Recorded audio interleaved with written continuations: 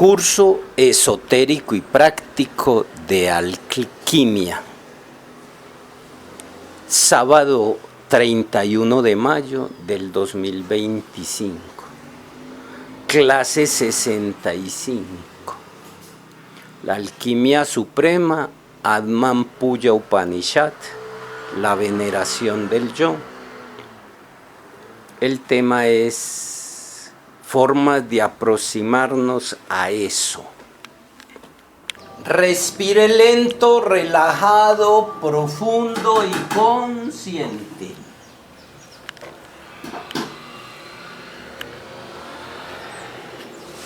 Es la meditación la clave para la alquimia. Más que la clave, la gran herramienta. Buenos días. Respire lento, relajado, profundo y consciente. Sienta cómo entra y sale el aire. Acérquese a la vida a través de la respiración y las sensaciones corporales. Sienta la respiración. No piense, sienta. Baje de la cabeza al sentir. Sienta las sensaciones corporales. Respire lento, relajado, profundo y consciente.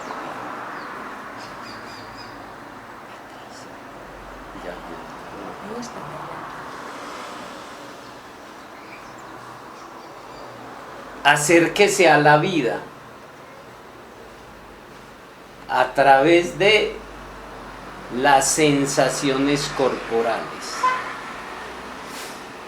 Recuerde que meditación no es ninguna técnica.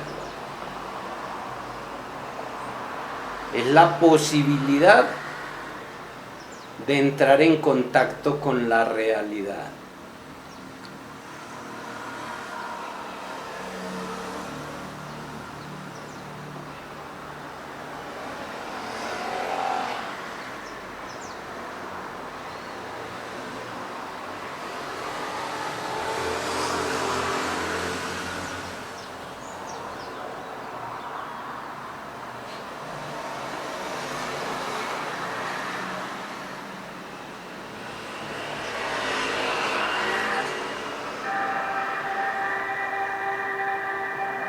Saque todos los días un tiempo en su dojo interior.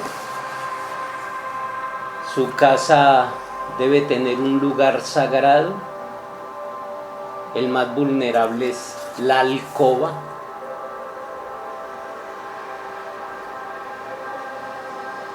Donde saques un tiempo para entrenarte. Salimos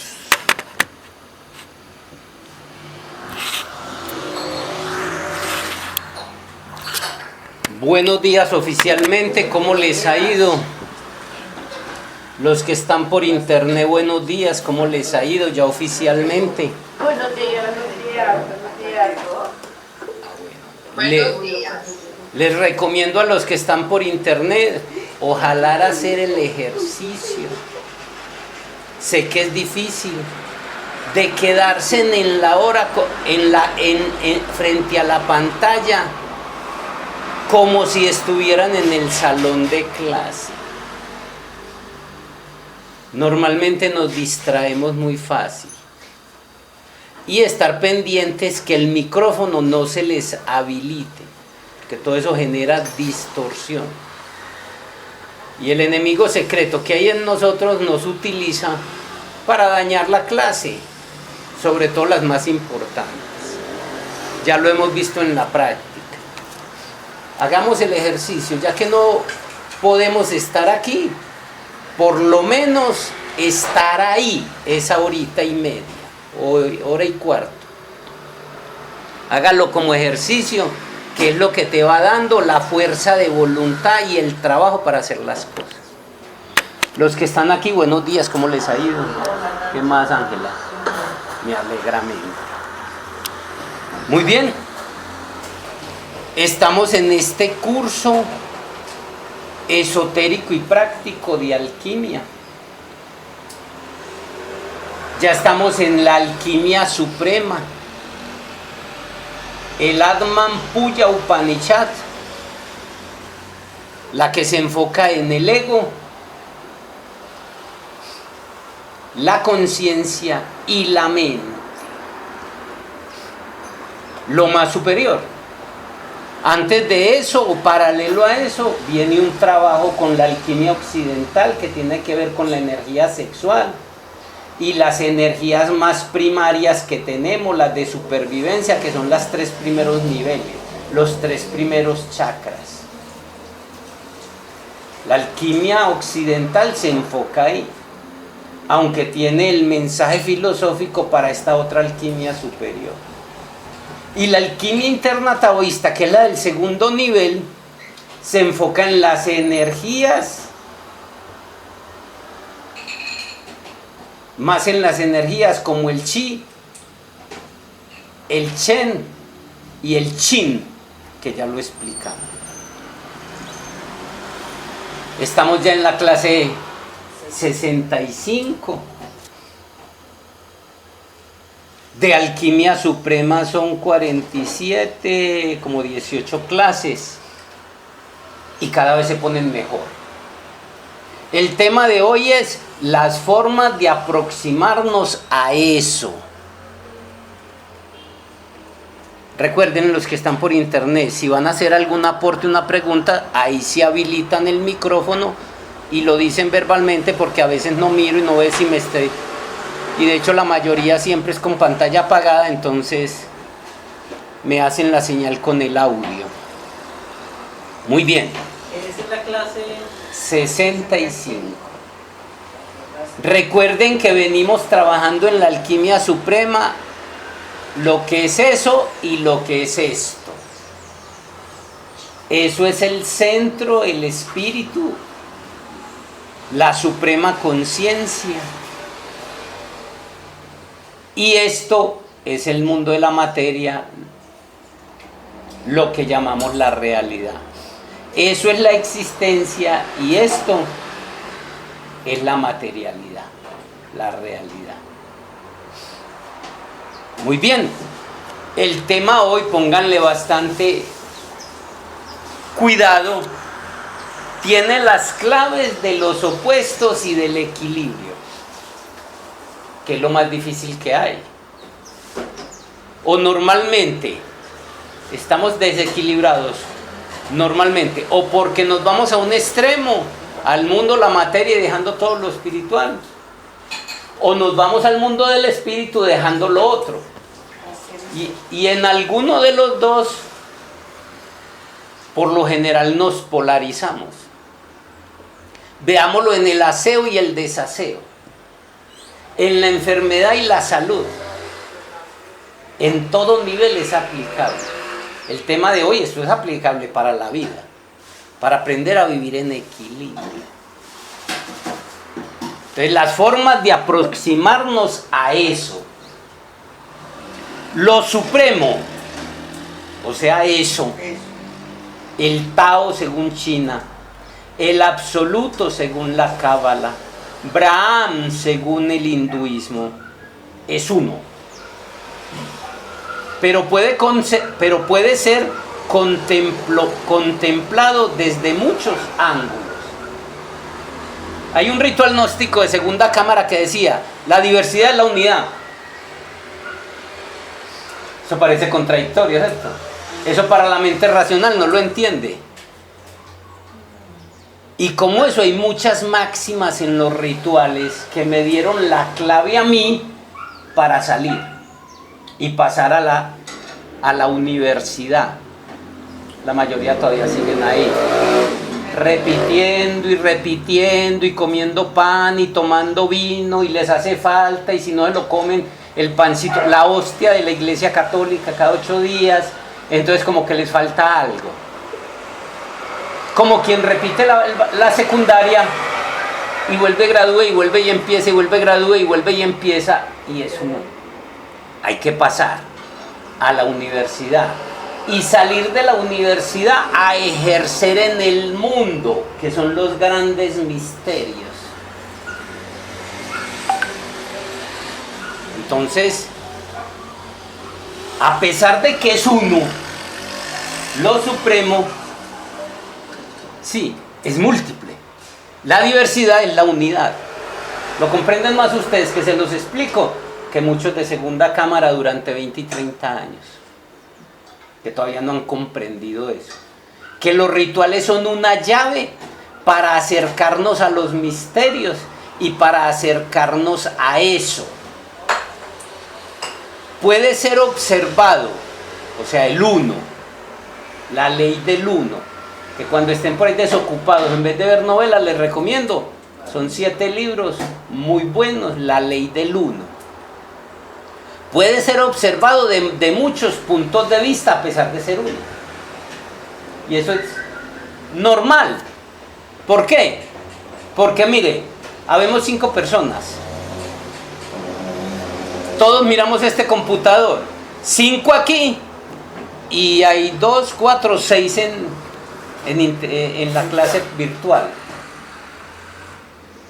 Y todos vemos este computador de diferentes formas. Y es uno solo, ¿sí o no? ¿Cuántos de ustedes ven las personas que están en la pantalla? Casi ninguno.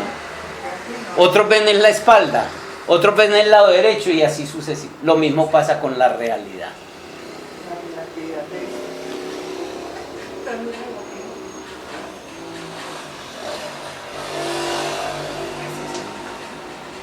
Lo supremo es uno, pero cuando es expresado, las expresiones pueden tomar múltiples formas.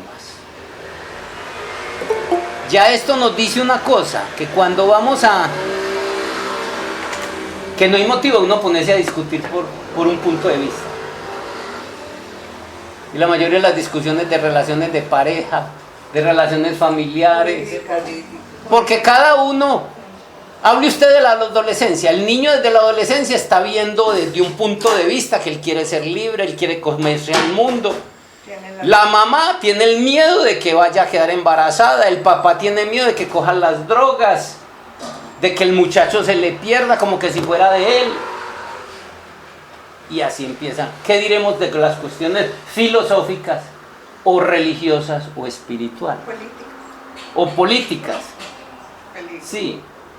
Es mejor un sabio no discute. Hay personas con quien se puede compartir ideas para yo ver mejor. Pero casi siempre cuando vamos a un diálogo es a que el otro escuche mi punto de vista. Un sabio va a escuchar el punto de vista de los demás. Ya ven por qué estamos tan lejos de ser sabios, ¿cierto? Empecemos por hacerlo en la casa con los seres queridos. No es fácil, porque siempre el ego quiere tener la razón.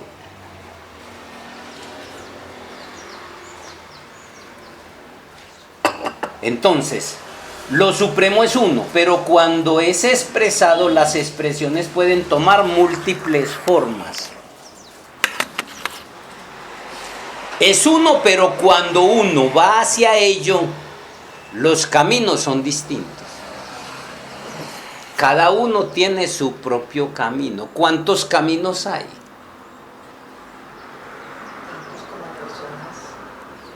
El mío era dedicarme a entrenar, practicar, estudiar para llegar.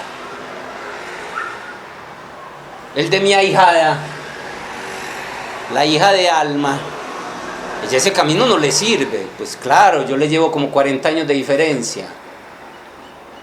Entonces pretender uno que los otros sigan el camino de uno, que es lo que pretenden los papás o los educadores, es un error garrafal.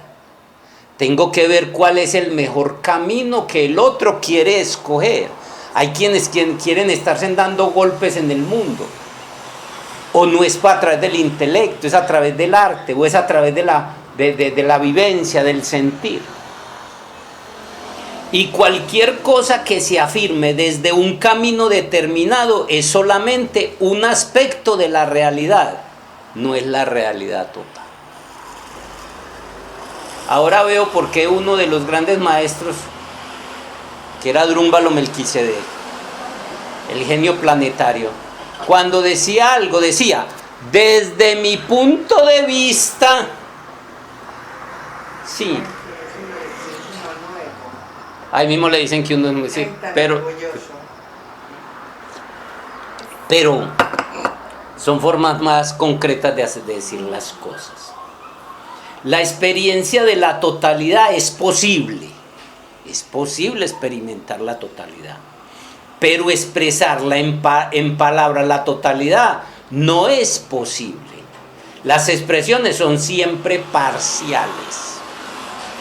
Por más que tú quieras, por más que un maestro quiera, no podrá. Por eso los maestros lo que hacían era que buscaban formas de acercarte a eso. Maestro, ¿y qué es el vacío iluminador? Le dice un discípulo al maestro, de esos maestros discípulos que vivían a toda hora y el discípulo sirviendo. Él mismo cogió, le pegó una patada en el estómago y lo dejó privado. Cuando despertó, dijo, maestro, gracias, ya sé que es el vacío iluminador. Ahora uno le dice cualquier cosa al otro, solo se la dice y se llena de mocos. No tiene amor en ese lugar, sí, porque no le sobamos el ego. ¿Dónde te soban el ego?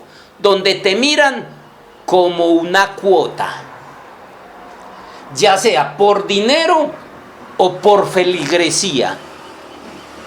Porque hay gente que no le interesa el dinero del otro, le interesa que haya alguien ahí que lo adore, que lo considere maestro, gurú. Como yo me he distinguido por ser la porquería que soy, ¿cuántos discípulos tengo hoy que me sigan? Siempre pasó algo. Que no les gustó. De mi naturaleza humana e inferior. Y yo me ocupaba siempre de que cuando estaban muy cerquita, pues pudieran ver eso, porque no me interesa tener ni alumnos, ni discípulos, ni feligresía. Mi cuota me la levanté por fuera, y del otro me he cuidado de que no me adoren, ni me tengan como maestro. Entonces, por eso, a hoy, yo no tengo discípulos, ni nunca los tuve. Tuve alumnos, y algunos buenos, pero de ahí puedes sentir y vivir la totalidad, sentirla y vivirla, pero en el instante en el que la expresas es solamente un punto de vista, nunca es la totalidad. Tengámoslo presente, desde la alquimia suprema. Yo he experimentado unas cosas acerca del tantra, acerca de la realidad, que ni al más cercano se lo puedo expresar, no hay forma. Uno quisiera que el otro lo percibiera, o los otros, tu hijo, tu pareja, tu familia, tus alumnos, pero sabes que no hay forma. Hay dos divisiones básicas en el modo de aproximarnos a eso. Hay dos formas básicas. Estamos hablando del Upanishad, escrito miles de años antes de que existiera el cristianismo. Todavía no había existido el hinduismo y tal vez ni el brahmanismo, que son corrientes filosóficas. La gente de India no distingue eso. Cuando dice yoga piensa que todo eso era lo mismo. No, una época de los rishis, otra época donde empezaron el brahmanismo y otra época donde entró el tantra y otra época donde entró el hinduismo, donde entró la yoga, que vino cientos, tal vez miles de años después. Entonces, hay dos divisiones básicas. Estoy hablando, ¿por qué? Porque voy a hacer la aclaración que cuando lleguemos al hinduismo siglos después, ya no hay dos, ya hay más. ¿Sí me entienden? Pero en su originalidad habían dos. Dos modos básicos en el modo de aproximarnos a eso, que era la totalidad, la conciencia suprema. Uno es el camino del conocimiento y el otro es el camino del amor.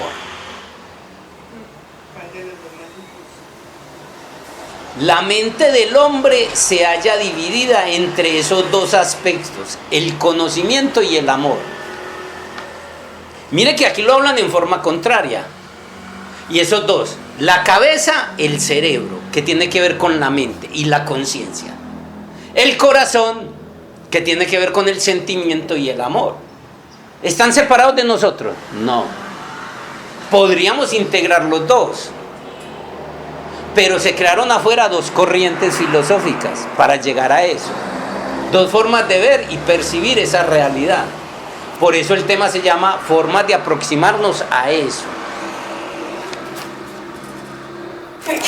Porque las religiones normales te llevarán a eso, por lo general no. Las doctrinas espirituales y esotéricas te llevarán a eso, por lo general no. Estas son divisiones de la realidad última y son divisiones hechas por la mente humana.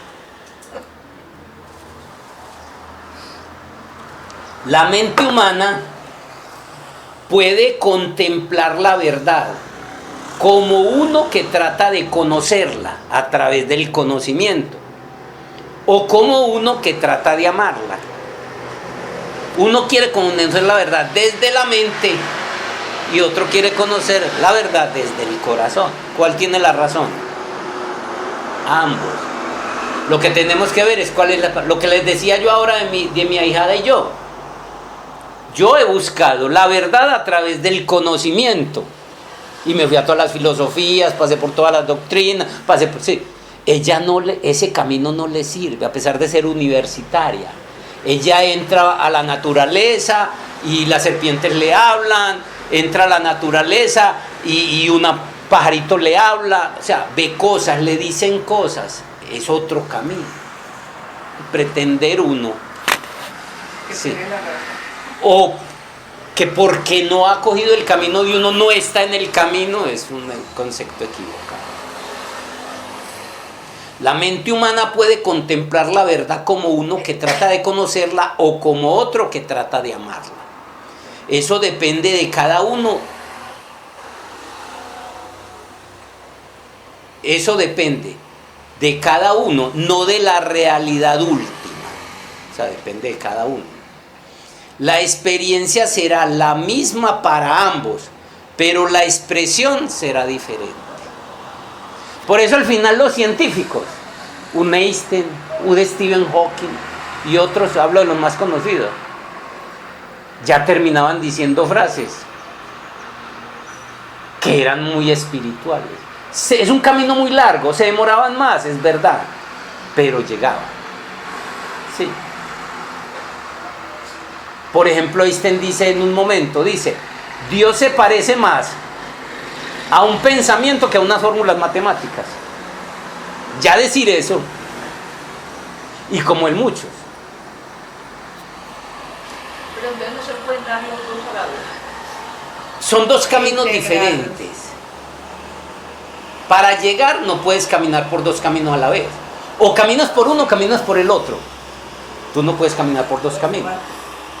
Que ya en un momento, cuando ya llegas, puedes percibir, o sea, puedes percibir a través del corazón y a través de la mente la verdad suprema, ya eso es otro paseo, que es lo que hace un sabio. Es que vamos a ver que al final el camino es el del equilibrio, el equilibrio de los dos, ni el bueno ni el malo, pero mientras llegamos nos toca o uno o el otro. Eso se traduce hacia el Tranquila. llevando eso a la práctica, es esa dicotomía entre el ser y el hacer. Total. Es en lo que uno vive. Que normalmente... Cultivando el hacer y olvidando el ser.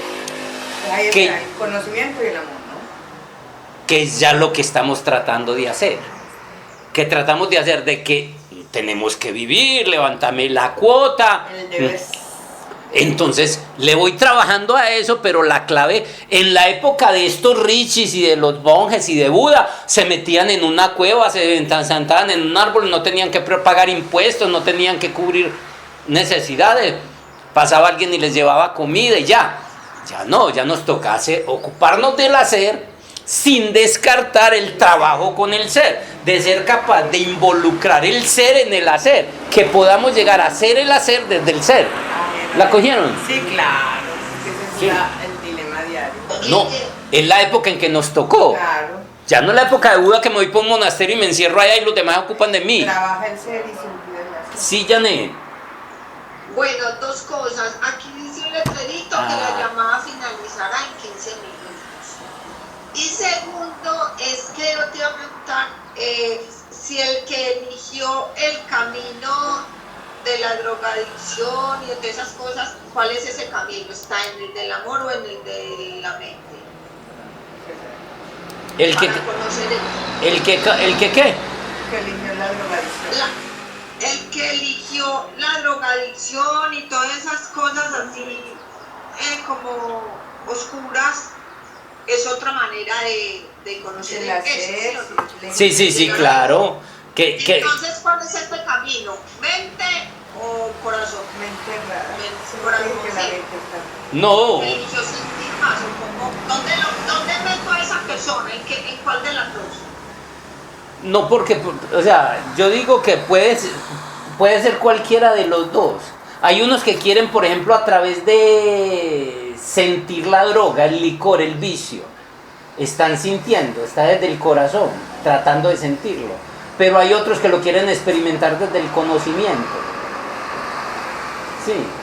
Entonces, yo digo que en el fondo nosotros ahora en el fondo seguimos ambas. En unos momentos una y en otros momentos otra. Por este momento la humanidad, ya pasó la época de Buda, encerrarte en un monasterio. Ahora nos toca vivirlo y experimentarlo así. Hago un paréntesis respecto a ahí pues le di, porque estoy experimentando cómo es esto, ¿cierto? Esperemos que en 15 minutos no se nos cierre. Sí, ¿qué hora es? ¿Qué hora es? ¿Cuánto va? 8 y 6 minutos. Media hora. Vamos a ver, si se nos cierra, yo pauso la charla y arrancamos de nuevo, vuelven y se conectan. Listo. Pero ahí por el mismo link. Supuestamente no, porque pues le dije que extendiera la clase. Vamos a ver qué pasa, porque apenas estoy experimentando con esto. Sí, sí. Bueno. Y Viviana iba a decir algo. Bueno, excelente. Les agradezco a ustedes dos porque están en la clase, mostrándose en que están en la clase. Eso hace la diferencia para el que está aquí. Sí. Bueno, continuemos. La experiencia será la misma para ambos, pero la expresión será diferente. Cuando miras a través del amor, la expresión es diferente a cuando miras a través del conocimiento. El problema del papá que quiere que él experimentó a través, por ejemplo, de una experiencia. Pasa a estudiar por la universidad. Y el hijo puede decir que no le gusta estudiar y que quiere salir a camellarla y a rebuscársela. Además, puede llegar a ser un empresario más que el papá que estudió en la universidad. Sí, o un artista. Sí, entonces, cuando nosotros empezamos a hacer así, empezamos a ser más sabios. Sí. Esta diferencia se da porque cada uno de ellos, el amor y el conocimiento, tiene su propio lenguaje particular. Estamos en una época que es integrar conocimiento y sentimiento, corazón y mente. Estos dos lenguajes son contradictorios. La física ha descubierto que si observas un electrón, se comporta como una partícula, que es materia. Y si observa su comportamiento, se asemeja a una onda, que es energía. es el fenómeno onda-partícula. Ustedes saben que el electrón es el ladrillo con que se construye la realidad que vivimos. Todo lo que vemos en última instancia es un electrón girando en torno a un núcleo. Eso determina el átomo, y el átomo determina todo lo que vemos, todo lo que percibimos. Pero lo que determina que sea masa, materia o energía es si lo observas o no. ¿Sí ve? Esa es la clave de la ciencia de manifestación. A lo que le prestas atención crece, lo que hay en tu mente crece. Eso pues ahora no lo estamos estudiando desde ese punto de vista de la ciencia de manifestación. Más adelante sacaremos clases para estudiarlo así, pero ahora no. Sí, pero el fenómeno es ese, los experimentos que han hecho los científicos. Pero eso es como, qué pena Guillermo, la diferencia entre energía, vibración y magnetismo, ¿no? No, porque es que ya lo que es vibración y lo que es magnetismo y energía son resultados de eso, del electrón, pero un resultado, sí, Okay. Es un resultado, sí, Listo, ya. sí. Entonces, lo mismo ha ocurrido con la verdad suprema, con eso. Si la observas a través de los ojos del amor, se comporta como una energía, como una onda. Yo lo siento, dice la persona. Sí, yo lo siento. Si lo haces a través de los ojos del conocimiento, se comporta como una partícula. Yo lo tengo que ver. ¿Sí ve? Entonces es bueno coger eso. Esto como... Claro. ¿Qué? Pues, es que es como entre lo físico y lo cuántico, porque en lo físico uno dice ver para creer, y en el cuántico esto es lo contrario, creer. Creer para ver. Pero igual los dos son. A mí me gustan las dos opciones, ver para creer y creer para ver. Uso las dos, la vía del corazón y pero en momentos diferentes. Esto es extraño. Esto, como en la física cuántica, depende del observador. Es ambas cosas y no es ninguna a la vez. Esto es extraño. Combina ambos puntos de vista. Dice que cuando conoces que eres eso, esta es la salutación. La salutación es la manifestación. ¿Se acuerdan que veníamos trabajando ese sutra? Cuando conoces que eres eso, sí, que eres energía, que eres la fuente suprema, esta es la salutación. La primera parte pertenece al camino del conocimiento, cuando conoces que eres eso, ¿sí? Conoces que eres eso. Y la segunda parte, el camino del amor. Eres la salutación, lo eres todo, eres la manifestación. La dualidad es unidad, lo dice el ritual, lo dijimos al comienzo. La multiplicidad es unidad, sí. Todo es uno y uno es todo. Para la mente racional eso es muy difícil. La verdad suprema es ambas cosas y no es ninguna. Ya se dan cuenta que discutir por algo, la pareja o el hijo le dijo, pero mira mujer, mira mamá, esto es así. Así lo está viendo desde un nivel el otro, sea la pareja o sea el hijo. Y el otro dice, pero no ves que es así. ¿Sí ve por qué nuestros problemas? Porque no ve como el otro. Porque uno solo ve desde uno y uno ve desde su ego. Claro.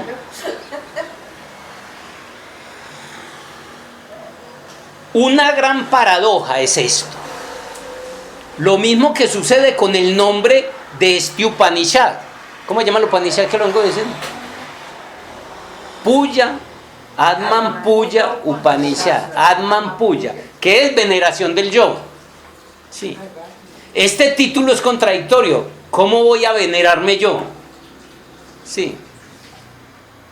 Estos dos lenguajes, el conocimiento y el amor, solamente pueden encontrarse en la persona, pero nunca en un diálogo. Porque usted puede pensar y el conocimiento a través de la conciencia y eso. Y sabemos que la forma más elevada de pensar es no pensar, o sea, con la conciencia. Tú puedes percibir algo con la conciencia y sentirlo. Percibiste los dos, ¿sí ve? Estos dos lenguajes, estos dos caminos dieron origen a dos de las escuelas del yoga más conocidas. El Bhakti Yoga, ¿saben cómo escribe Bhakti, cierto? Cuando veo. Ya se los escribo. Que ya sí trae el tablero.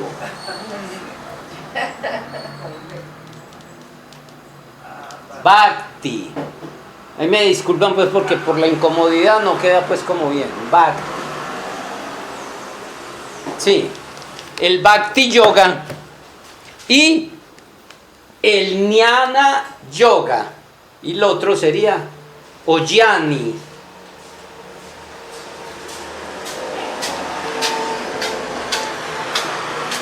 Jnana o Jnani, Jnana, Jnani.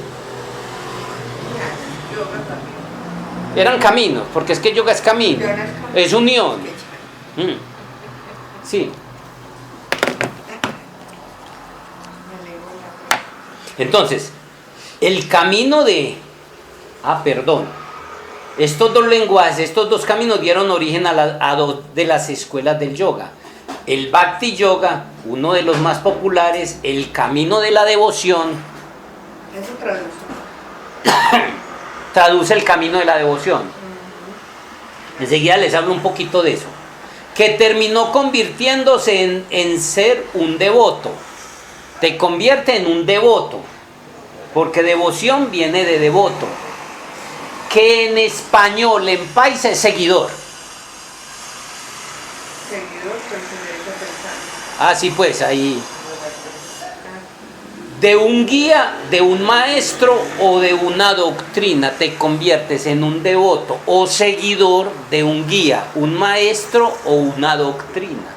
Como es seguir al otro, ponerle su devoción, entonces no necesitas pensar. Y se convirtió en el camino más popular. La Iglesia Católica y las iglesias del montón son una mala copia del Bhakti Yoga, donde sigues o una doctrina, o un gurú, o un maestro. Sí, señor. Sí, entonces, pero se convirtió pues en eso. Entre sus exponentes están Mira y Chaitanya. Mira.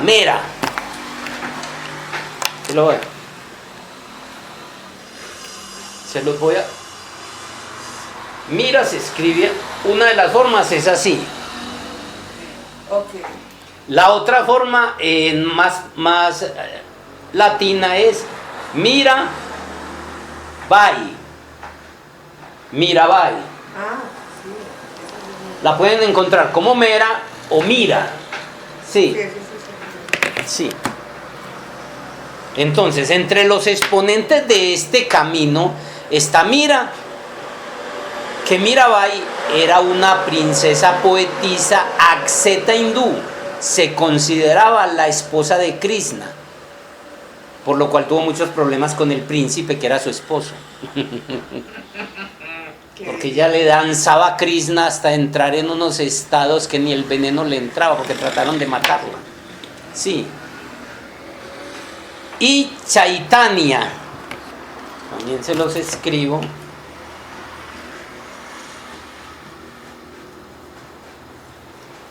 Chaitanya, ¿lo alcanzan a ver?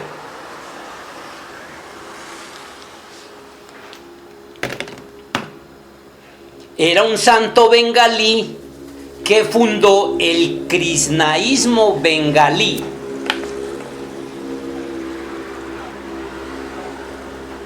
Un ejemplo de ellos son los Krishnas. Los Krishnas son seguidores del Bhakti. Mala copia en Occidente el cristianismo, el catolicismo y todo lo que tenga que ver ahí, que siguen a alguien, siguen una doctrina. Y hasta las escuelas esotéricas que siguen a Samael, que siguen a Krishnamurti, que siguen a Osho. Uno puede ir a aprender de ellos sus secretos sin tener que ser un seguidor. Cuestiones, discernimiento. Entonces decíamos que de estos dos lenguajes, el Bhakti, que es uno de los más populares, el camino de la devoción, y el camino del Jnani o Nani, el Nani Yoga, que es el camino del conocimiento, que es uno de los más escasos y que tuvo pocos exponentes. Y entre los que tuvo está Rishi Papil. Guille va a finalizar la clase. Otra vez. Falta un segundo. Adiós.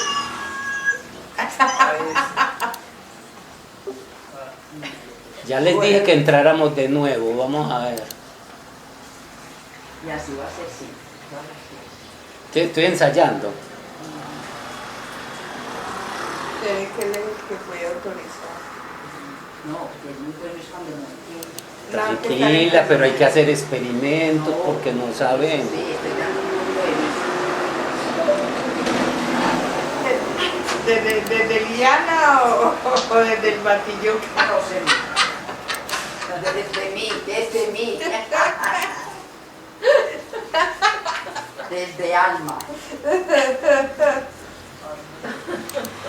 Guillermo, entonces el Bhakti Yoga es el camino o sea, entendí que es el camino de la devoción, pero no es el del conocimiento.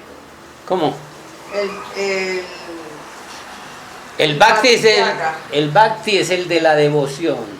Por eso es el de la devoción, no significa que sea el del conocimiento, el del No, amor. el Nani Yoga es el del conocimiento. O sea, el Bhakti es el del amor. El Bhakti es el del amor, que se llama el camino de la devoción. Muy grave eso.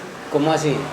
Grave porque sí, o yo entendí mal, porque el Bhakti es el de la devoción, entonces, sí señor, como no señor, lo que diga el señor, yo no cuestiono, yo sigo, yo adoro, yo voy ahí agachando la cabeza por donde me digan. No, lo que pasa es que eso fue lo que mal entendimos,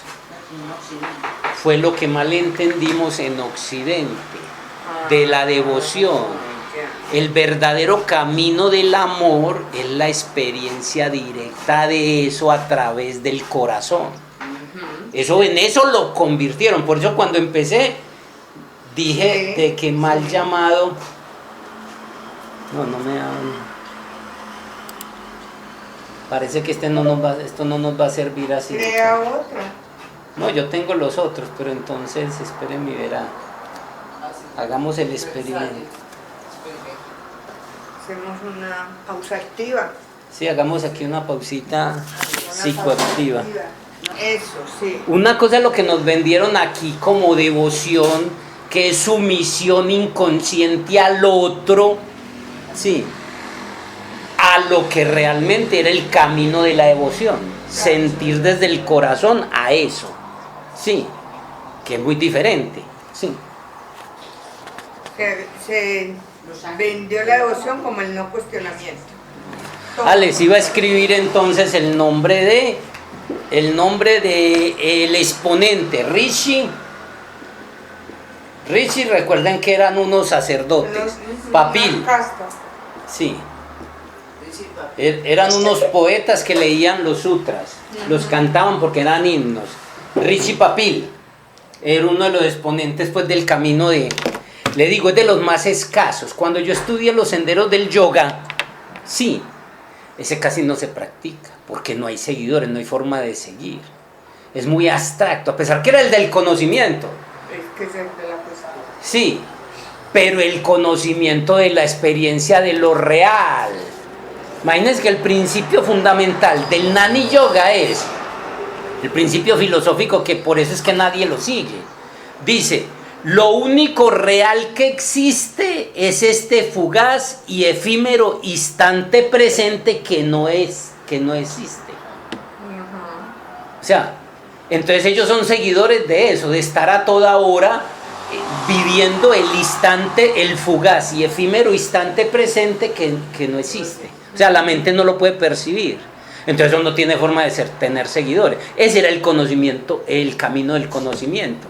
Por eso usted no ve escuelas de Nani Yoga. Que yo sepa, nunca las hay.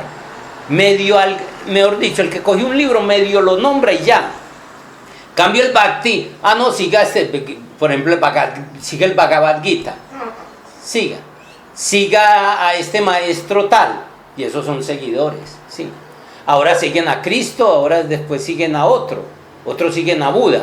Todos esos son una deformación del camino de la devoción. Cuando la devoción y el amor era realmente ya experimentar, no a través de la conciencia, porque ese del Jnana Yoga es a través de la conciencia, usted estar en el fugaz y efímero instante presente, que es lo único real, pero que no existe, eso no lo percibe, o sea, eso es a través de la conciencia. Y el camino del Bhakti era experimentar eso a través del amor. Entonces quedaba pues por eso. Entonces la gente simplemente, sienta amor por el maestro y ya. Esa era la devoción. Se lo manipularon y lo deformaron. Pero el camino era otro, correcto. Muy bien.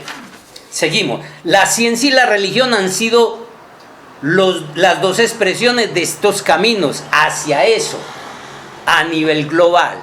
O sea, la ciencia se convirtió en el camino, hablo a nivel pues, en India era el Bhakti y el Jnana Yoga. En India. A nivel global se convirtió, la ciencia se convirtió en el camino del conocimiento y el Bhakti en el camino del amor, pero también lo manipularon. A la ciencia le corresponde el camino del conocimiento y a la religión le corresponde el camino del amor. El problema... Sí. Perdón, pero entonces el jnana era el camino del amor. El jnana era el del conocimiento. Pero no el conocimiento intelectual que conocemos en Occidente, sino un conocimiento a través de la experiencia directa de la conciencia. La forma más elevada de la mente es la conciencia. Por eso experimentar el fugaz y efímero instante presente que no se puede percibir con la mente, se percibe con la conciencia. Por eso es tan escaso ese camino y no hay seguidores. ¿A quién sigue usted ahí si el trabajo es ese? Cambio en el otro te dicen que sigas a Cristo, que sigas a Buda o a Ramakrishna. Entonces es más fácil, ¿sí me entiende? Eso es lo que ahora dicen. Entonces el problema es que la ciencia se dedicó solamente al conocimiento exotérico, el de afuera, descartando la ciencia esotérica, sacando a Dios de la ecuación. Ese fue el problema. Miren lo que vino a terminar en Occidente, el camino del conocimiento, donde ellos son los que ponen sus doctrinas. Si esto no encaja en estos parámetros, entonces la ciencia no lo acepta, tiene que cumplir lo que llaman ellos los patrones de científicos, ¿sí? Y la religión se convirtió en una doctrina, en una ética y en una moralidad, olvidando el verdadero propósito. La religión lo convirtieron en doctrina ética y moral. Lo real es que la verdadera religión no es ni ética ni moral. Decir eso en Occidente. Recordemos que moralidad es un conjunto de normas y valores que regulan la conducta de las personas en relación con el bien y el mal. Eso es lo que convirtió la religión, saliendo de ser el verdadero principio. La palabra norma viene o da origen a normal. Es que eso es normal. Si todo el mundo anda vestido, eso es normal. Andar desvestido no es normal. ¿Sí? Y lo normal es la norma del mal. ¿Por qué el mal? Porque la sociedad se basa en códigos morales anormales. No, antinaturales.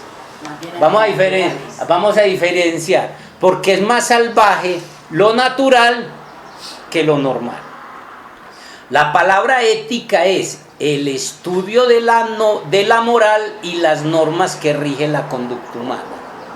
Estamos explicando por qué la religión original, auténtica, no es ni ética ni moral. desde el derecho, que es lo normal y lo anormal. Es que nosotros miramos es justicia. Ah, Y una cosa, el choque más grande, disculpe Guillermo, es considerar que lo justo es legal. Y el choque más grande que uno tiene es entender y ver en la realidad que lo justo no es legal, que lo legal no es justo. Ya eso es otro paseo más que no nos... Pensé que era algo así de... La religión no es ética ni moral porque la moralidad va en contra de aquello que consideramos malo, maligno y pecado. Malo, maligno. Ay, ay, ay. Es Sí. muy fuerte. Por eso la religión no es moral ni ética, porque la moralidad va en contra de todo aquello que se considera malo, maligno o pecado. Mira que la religión es mal. Por eso ya. Y en Occidente es todo lo contrario. Mira que en eso se basan las religiones.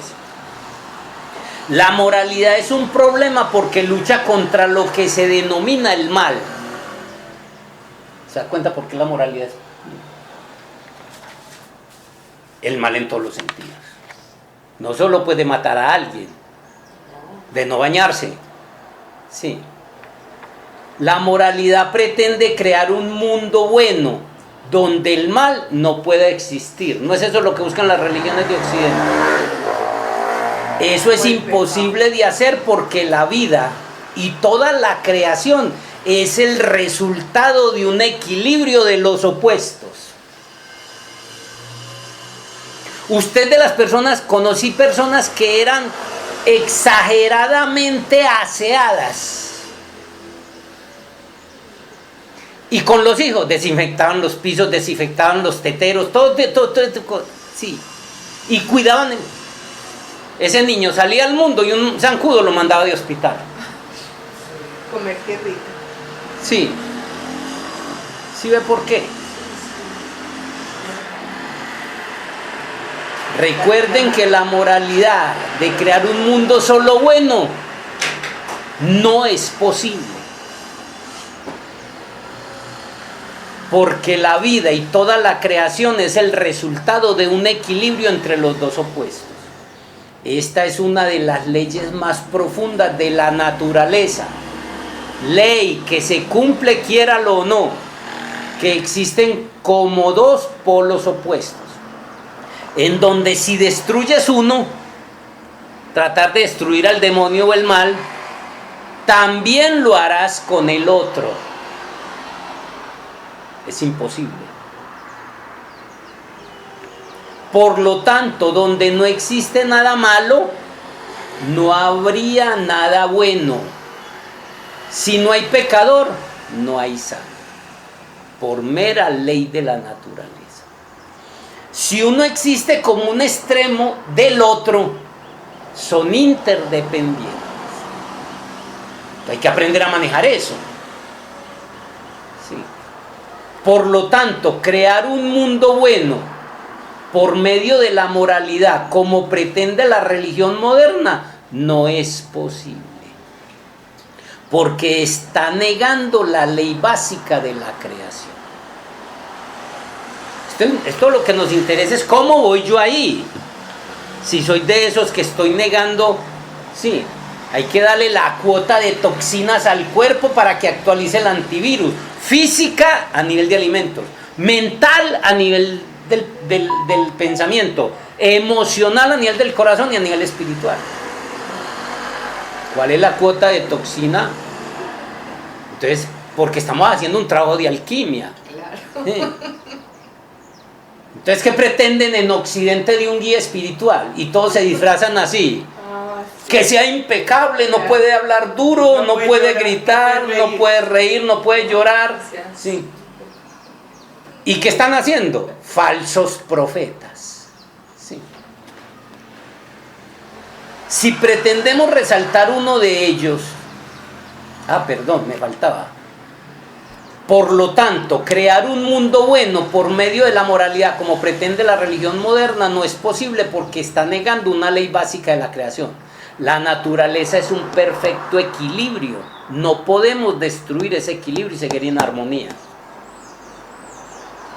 Si pretendemos resaltar uno de los extremos opuestos, pueden suceder dos cosas. O sea, si quieres resaltar lo bueno y ocultar lo malo. Dos cosas. O bien lo vamos a reforzar, lo que pretendes rechazar. Recuerden la máxima aquella de que lo que niegas refuerzas. Entonces el otro extremo se volverá más fuerte. Por eso los santos se vuelven reprimidos. Por eso cuando tú niegas algo, tu naturaleza oscura, lo que hacen los guías espirituales, negar y sí, son más infelices, enfermos. Sí. O bien acabarás con el opuesto y de esta forma el opuesto que tratas de aumentar también será destruido. O lo refuerzas al negarlo, sí, o lo acabas, porque si logras acabarlo, por ejemplo, lo malo, también acaba lo bueno. Por eso yo veía en la empresa, ya habían, para mí son ejemplos que los pongo en muchas. El curita, un compañero de la empresa, por algo le decían el curita. Hicieron nada más una salida, ir a ver las fufurufas para llevarlo a él. Nada más para ver si lo... Para ver, sí. Sí. No, sí. Y el presidente del sindicato, que ese era mejor dicho, era una persona poeta, escritor, tenía como 3 profesiones, abogado, pero eso sí, pipí contento, y eso era de muchos valores. Para mí es más espiritual que el otro. El otro, el dichoso curita, apagado, opaco, no brillaba. El otro, creador, creativo, dirigía el sindicato, asesoraba a gente. ¿Sí me entiende? Se notaba la diferencia. Y eso sí, tenía hijos en varias mujeres, bebedorcito, así. Mundano. Entonces, veía como más, y yo le decía a él, tú eres más espiritual que muchos que creen que son espirituales. Y él, no, a mí no me hable de esas maricadas, que él era materialista, él supuestamente era marxista, leninista y todo ese tipo de cosas.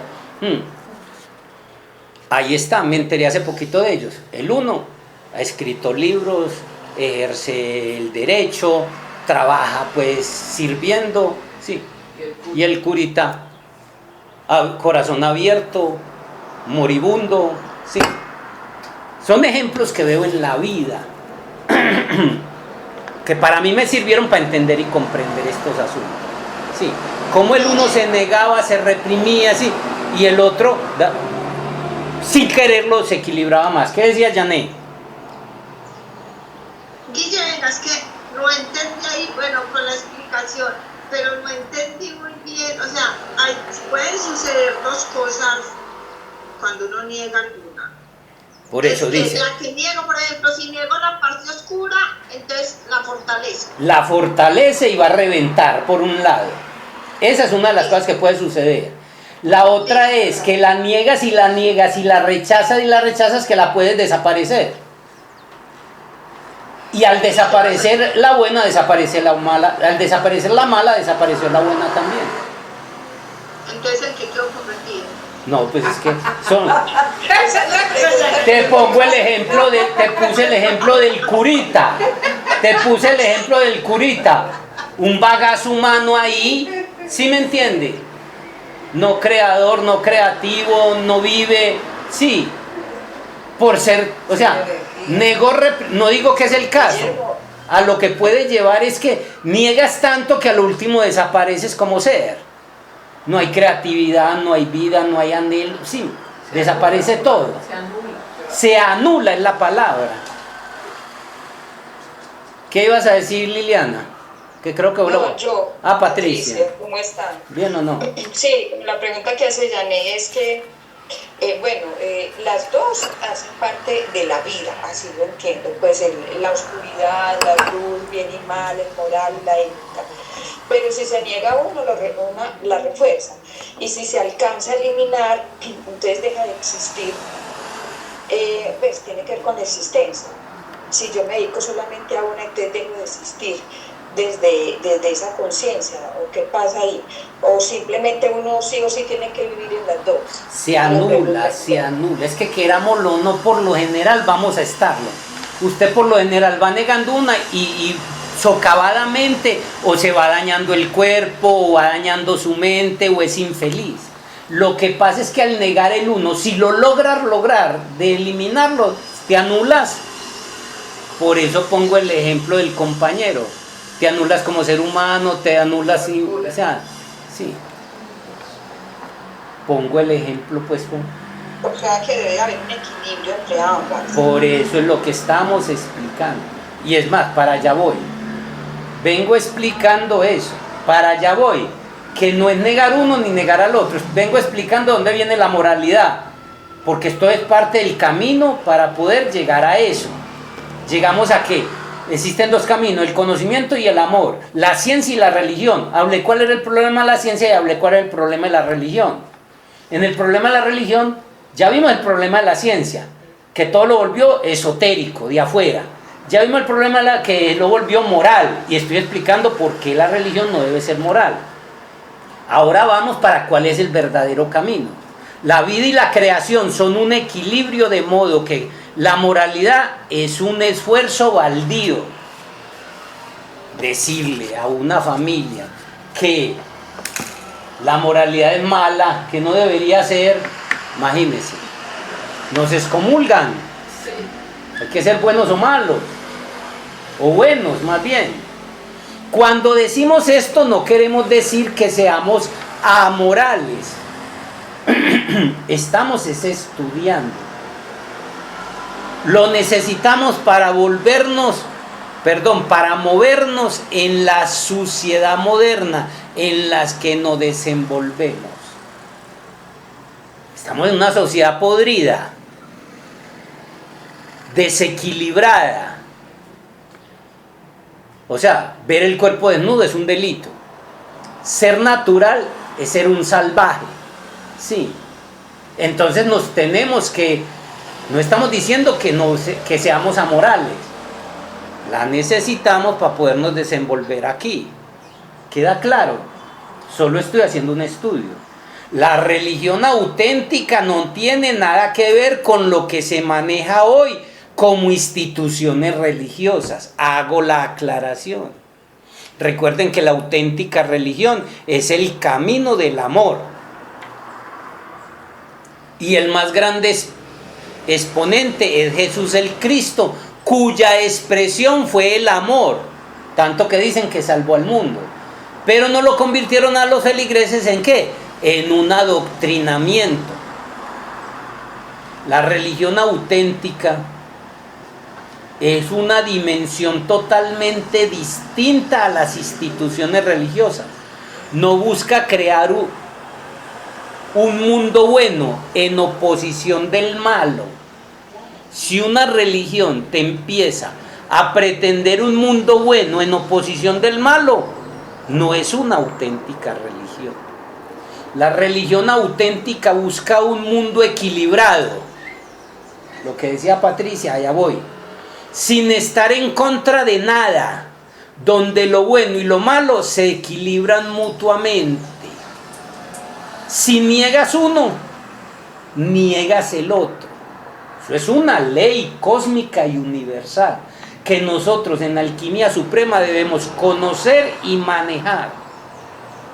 Cuando un hombre no es santo, ni es pecador, se convierte en un sabio. Esa es la persona equilibrada. No hay que ser pecador, no hay que ser santo. Son los dos extremos. Hay que ser sabio. Un equilibrio interno entre las fuerzas opuestas. Un equilibrio interno. ¿Qué estás haciendo con tu naturaleza inferior y oscura? Que es lo que vengo enseñando hace tiempo.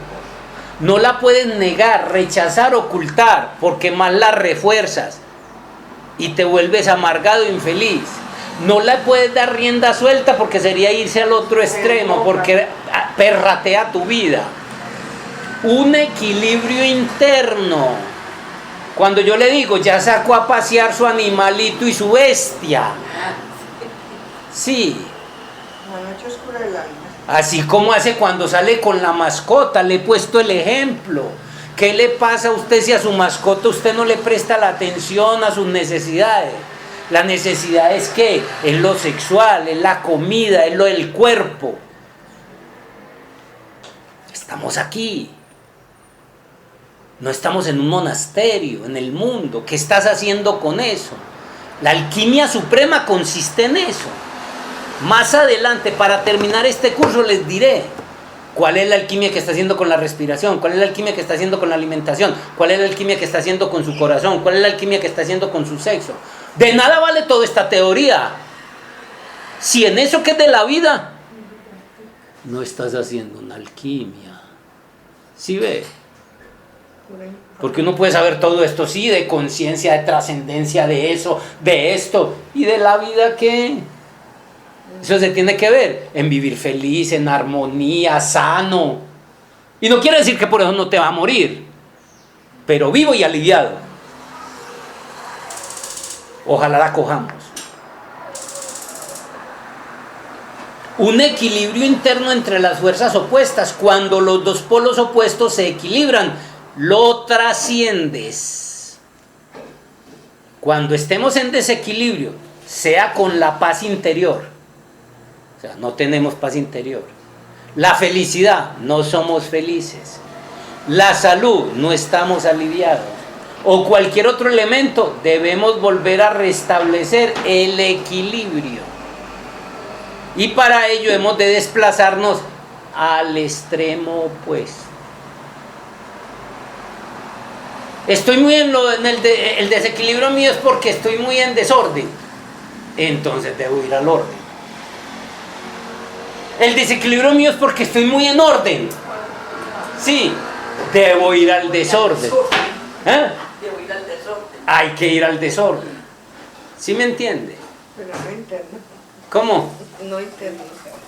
No, a un interno. Mira, hay veces que yo no le miento, hay veces que hay semanas que he estado solo disciplina, cantos gregorianos, música clásica, estudio, meditación. Llega un momento en la semana que me dicen, no, tengo que irme a tomarme una cerveza a un bar. A ir al Chacosta. ¿Sí me entiende? A ver las mujeres que más bien caminan, que son las malas. Dicen pues que las malas son las que mejor caminan. Y eso me pega la aterrizadita. Eso no quiere decir que me desborde. Saqué el animalito y no toqué. O me paso escuchando tango 2-3 horas que le pego la puñalada, o música de despecho, le saco el corazón. Sí. O sea, los cantos gregorianos, de hecho cuando trabajaba, yo en la mañana o los lunes, martes y miércoles era música clásica, cantos gregorianos, sí, música de meditación. Y jueves y viernes, tango, despecho, Alcia Costa, sí.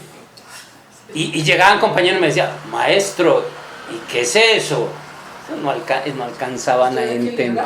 No, ellos no alcanzan. Y yo le estoy diciendo, trabajaba, estoy hablando de 20 años atrás. Sí, sin tener la claridad que tengo hoy de esto, yo ya hacía eso. El alma. No, yo sentía la necesidad de hacerlo. Es el alma. Porque en mi casa nunca oía a mi papá escuchando tangos, boleros. Mi papá era de trabajo, y familia, y trabajo y familia. En mi casa nunca tomarse una cerveza. De hecho, cuando me paré la primera vez en un bar en Medellín, en el centro, en una barra, a tomarme yo una cerveza, yo me sentía como perro gusanoso, me están viendo, estoy pecando. Yo me sentía romper ese esquema familiar. Sí. Para mí eso era un delito. Ustedes no saben, soy sacerdote gnóstico, que me vean aquí mis feligreses, vengo de la familia de Guillermo Pérez. Yo me sentía acusado con eso. Hasta que yo no entraba a un bar a orinar, que porque eso me llenaba de larvas. Y me aguantaba que la vejiga se me ponía para reventar, porque no entraba a un bar a orinar por eso. A ese nivel de fanatismo llegué. Pero la vida me permitió conocer el equilibrio que hay que hacer en esto.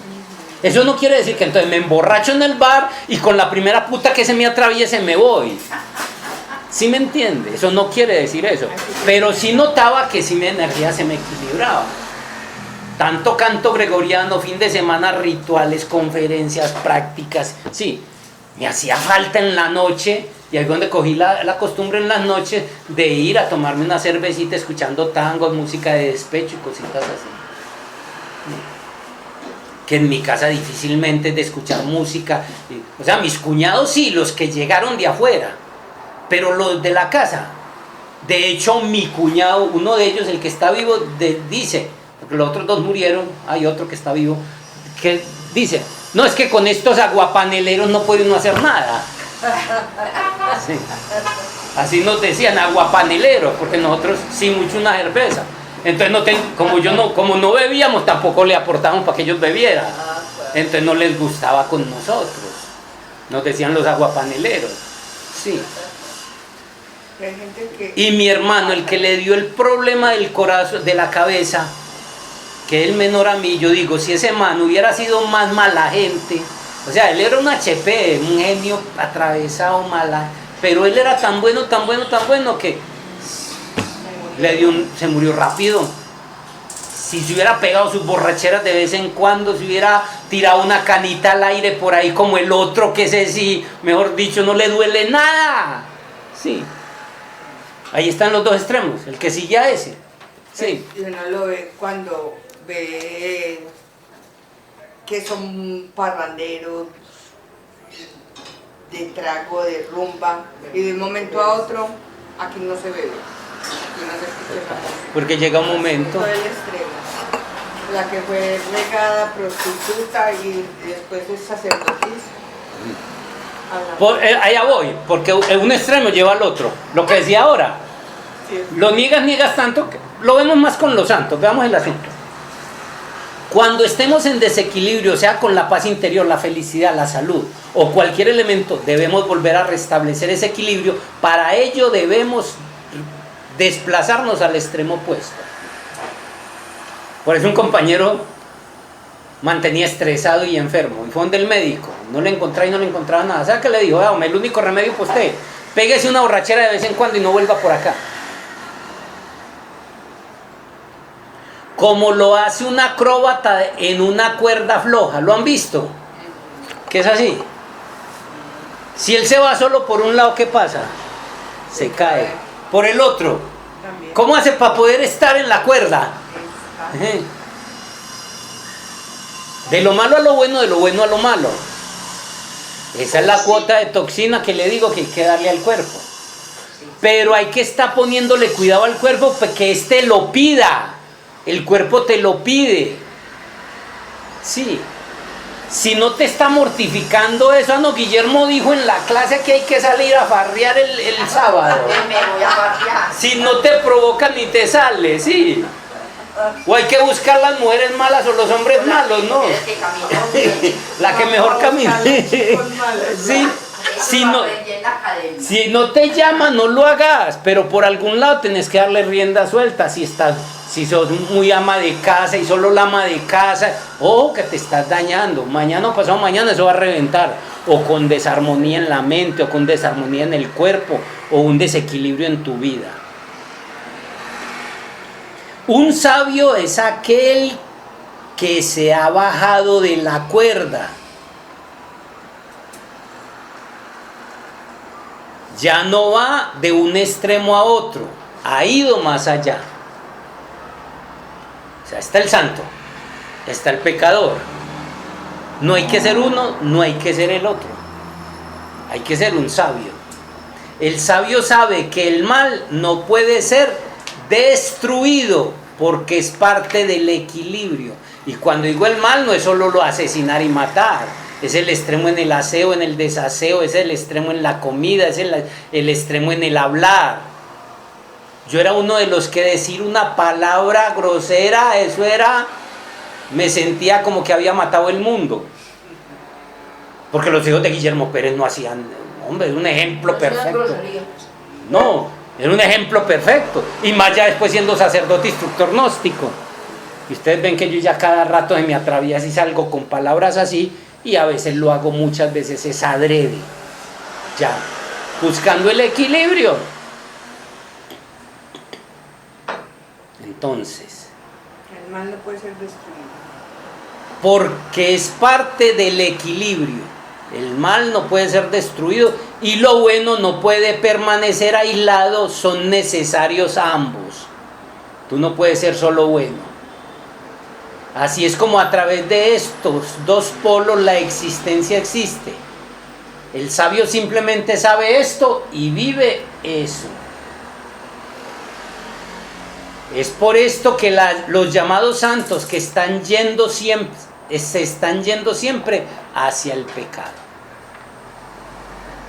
Usted los ve santos y por debajo o está sabiendo manejar su naturaleza oscura o está haciendo cagadas.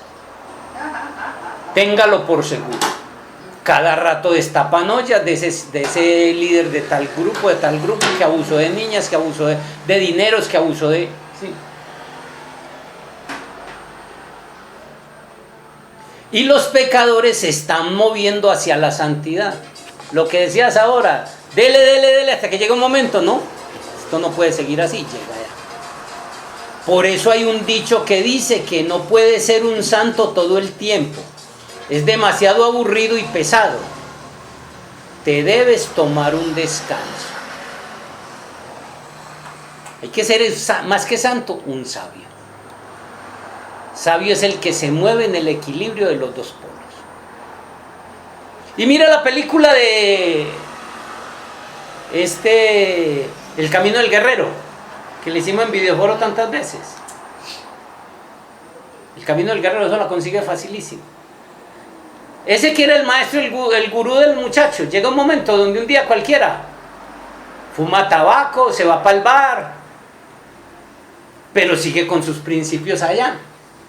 No es que allá me olvido, como decía un amigo, yo veo una muchacha quitándole la ropa y me olvido de quién soy. No es eso, que me doy pompa. O cojo una copa y ya me olvido de quién soy. No, sin olvidarme sigo allí. Sí. Por eso hay un dicho que dice que no puede ser un santo todo el tiempo, es demasiado aburrido, pesado, y debes tomarte un descanso. Todo santo tiene sus trucos para salir de la santidad.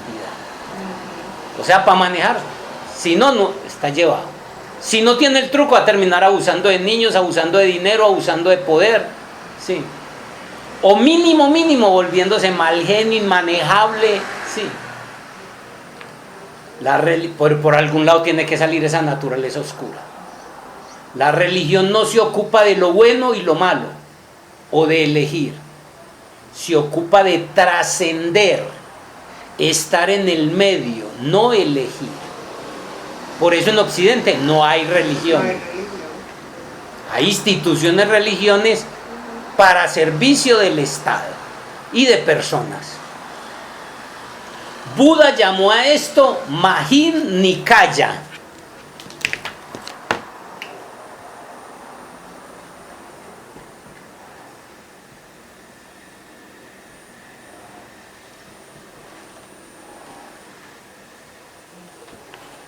La última. Majin Nikaya, que quiere decir el camino del medio. El camino del medio. Ahí terminamos los caminos de... y no les toqué... me falta. Esos fueron los dos únicos caminos que existían en la época de los rishis, cuando los Upanishad. Después en India se vino propagando con los cientos de años y se creó el brahmanismo, después se creó el hinduismo y otras corrientes filosóficas. Entonces, además de estos dos caminos, ya con la yoga, en la época del hinduismo vinieron otros caminos, que son los llamados los caminos del yoga, que estoy seguro que la mayoría de los que se llaman instructores de yoga aquí en Occidente y aún en India ni saben. Ese otro, por ejemplo, el tercer camino, o el segundo, el primer camino era el Jnani Yoga, que ya lo vimos. Vimos que habían solo dos en la época de los rishis, pero con el hinduismo vinieron creando otro. Entonces ya crearon otro que se llamaba el Karma Yoga. El Karma Yoga, karma es acción, aquí nos dijeron que era castigo. y que dharma era premio, porque siempre nos meten en la polaridad. La palabra karma quiere decir acción, que lo que haces es tu karma, sea bueno o malo. Entonces salió el karma yoga. ¿Por qué yoga? Lo llaman camino del yoga, pero realmente yoga es unión. O sea, unirte con eso a través del Nani Yoga, de vivir en el instante presente. Ahora en el karma yoga era unirte a eso, o sea, a la fuente suprema a través de tu acción. Entonces ya cocinar, sembrar, todas las quehaceres que había que hacer en el monasterio se convertían en tu karma yoga. Entonces voy a hacer karma yoga, voy a dar una conferencia, voy y sirvo a ancianos, ¿sí? O a un orfanato. Entonces el karma yoga se convirtió en un camino, pero lo volvieron doctrina, cuando realmente debería ser un camino de unión hacia la fuente suprema a través de tu acción. Ya después vino el Bhakti Yoga, o se acomoda el Bhakti Yoga, que es el de la devoción, que terminó en estas doctrinas como los Krishna y como el catolicismo. Después vino el Kriya Yoga, que tiene que ver con mantras, con el sonido, buscar la unión con lo supremo a través de el sonido y la vibración del sonido. Sí. Y también hicieron doctrinas, y algunos llaman kriya, mantralizar y hacer unos ejercicios respiratorios. Después vino el Laya Yoga, que era el camino de la meditación. Hicieron doctrina de eso. Sí. Estoy hablando de los caminos del yoga. Laya Yoga. Laya. Con Y de yuca. Que tiene que ver con la meditación. Entonces algunos están siguiendo. Y lo que llaman yoga es porque es unirse a través de ese trabajo, unirse a la fuente suprema. Después ya en el siglo pasado apenas vino el Agni Yoga. Agni es fuego. Un camino de unirse a lo supremo, de lo cual también hicieron corrientes y doctrinas a través de el fuego del corazón. Y llegó alguien y dijo, todas tienen algo, y las integró y llamó la yoga integral, donde se coge lo mejor de cada una, que era la que yo practicaba. No recuerdo es el nombre en yoga como es, porque hace años no manejaba este término. No, vino, me faltaba la Hatha Yoga, la del cuerpo, siquiera me acordaste. Después del Agni Yoga vino el Hatha Yoga, después del Agni Yoga, que era el del conocimiento, y del Bhakti, que era el del corazón, apareció la yoga que conocemos como Hatha Yoga. Esa me estaba faltando, siquiera me acordaste. Sí. Entonces, en la época de los rishis solo existieron Bhakti y Agni. Después, cuando vino el brahmanismo y el hinduismo, salió el Hatha Yoga. Y del Hatha Yoga ya vino entonces el Kriya, después vino los mantras, después vino la meditación, el Laya, después vino ya como en 1800 vino el Agni Yoga. Alguien sacó una corriente sobre la yoga del fuego del corazón, un trabajo que hay ahí, toda una corriente, esa no lo estudié ni la profundicé. Y después vino la yoga integral, donde tú trabajas el Agni, trabajas el Bhakti, trabajas el Karma, haces de tu vida todo un sendero del yoga, en donde hay momentos trabajas con el corazón, otros momentos trabajas con el fuego del corazón, otros momentos trabajas la devoción, otros momentos trabajas hasta que se vuelve todo. Pero en uno solo de ellos lo puedes hacer. Quería tocar ese tema porque ahora se hablan, casi nadie, ningún yogi habla de los caminos del yoga. Vaya a ver pues profesores de yogi. No hablan, te hablan de Hatha Yoga y creen que yoga es hacer esas piruetas que haces con eso. Y mientras más ignorante, más acrobático se pone a hacer las cosas. Mientras más sencillo, menos movimientos y cosas bruscas hace. Con eso terminamos esta clase y la semana próxima trabajaremos interrumpiendo el monólogo interior. ¿Qué clave nos da la alquimia suprema para interrumpir el monólogo interior? Guillermo, muchas gracias. Súper esa clase de hoy, como todas. Excelente. Gracias a usted. Excelente. Un abrazo. Patricia. Ah, sí. Gracias a ustedes por Alma, estar. me pegas una llamadita, porfa, Alma. Bueno, señora. O yo te llamo en un rato. Guille, gracias. Patricia. Con gusto, que estén muy bien, me alegra verlos. Me alegra Gracias, mucho Leandro. que estén muy bien. Y todo esto es para poderlo poner en práctica. Marta Quinteros, tú. Así es, Guille. Muchas gracias. Buen día para todos. Buen día.